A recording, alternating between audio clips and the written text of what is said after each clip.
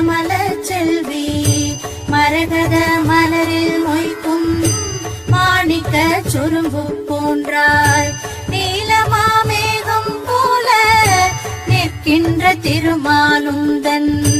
நேயத்தானை சிலித்து நிகரிலா செல்வம் கொண்டான் மாலவன் மீது வைத்த மாய பொன் விழி இரண்டை மாதுனி என்னிடத்தில்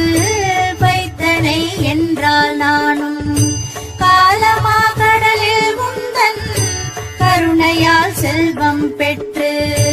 கண்ணிறை வாழ்வு கொள்வேன் வைப்பாய் கமல